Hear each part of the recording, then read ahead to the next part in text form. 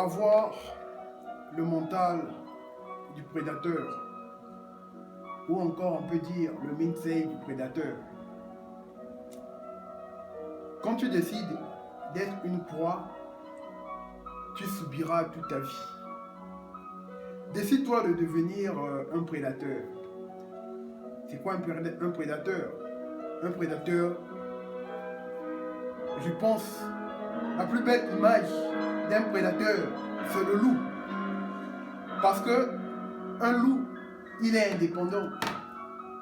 Un loup, il ne demande à personne. Il ne demande rien à personne. Un loup, il compte sur lui-même.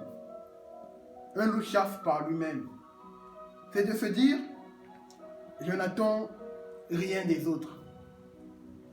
Je compte que sur moi-même. Parce que je suis responsable de ma vie.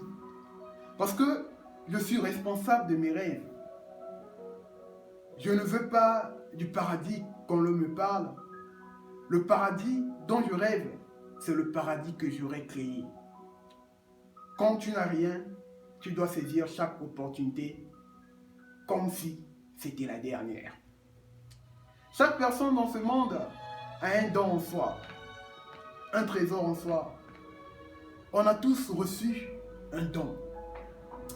Ça ne suffit pas d'avoir un talent, il faut le travailler après pour devenir le meilleur. Avoir le mental du prédateur ou avoir le mindset du prédateur, il faut se souvenir de ces trois caractères. Forcer son destin, ce que tu es réellement, quel est le talent qui se cache au fond de toi-même. Est-ce que tu es fainéant? Est-ce que tu l'exploites comme il le faut? Tu sais, dans la vie, nombreux vont dire, est-ce que tu crois en toi? Faut pas.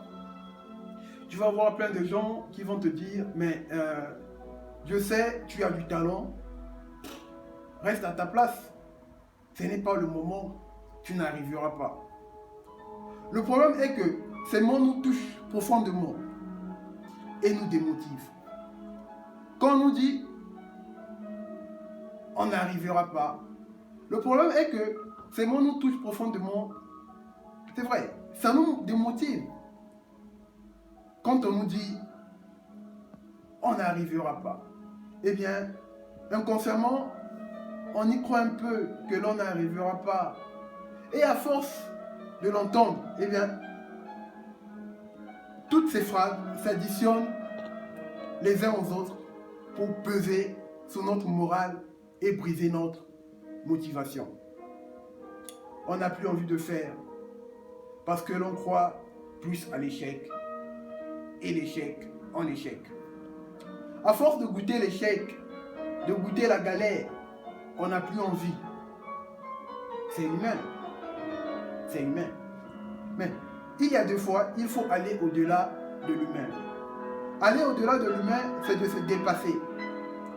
Quand on a plus de force, quand on a plus d'énergie, on essaie quand même.